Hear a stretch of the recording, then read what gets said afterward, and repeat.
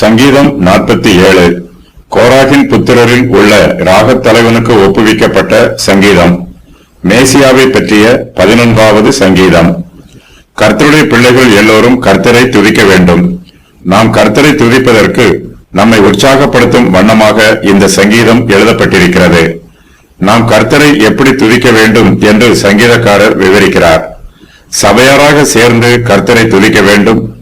கர்த்தரை உற்சாகமாய் துதிக்க வேண்டும். கைகொட்டி கம்பீரமாய் ஆர்ப்பரிக்க வேண்டும்.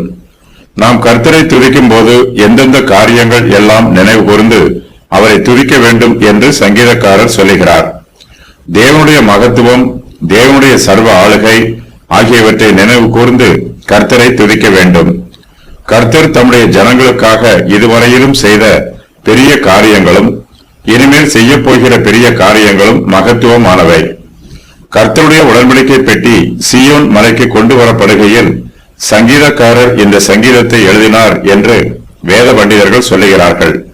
கர்த்தர் உயர எழுந்தருளினார் என்னும் வாக்கியம் கர்த்தருடைய உடன்படிக்கை பெட்டி சீயோன் மலைக்கு கொண்டு செல்லப்பட்டதை குறிக்கும் என்பது இவர்களுடைய கருத்து.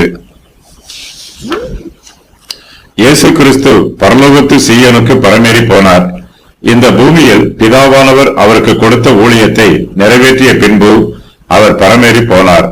உயர எழுந்தருளி போன கர்த்தராகிய இயேசு கிறிஸ்துவை போற்றி துதிக்கும் வண்ணமாக இந்த சங்கீதம் எழுதப்பட்டிருக்கிறது என்று வேத பண்டிதர்களில் சிலர் சொல்லுகிறார்கள்.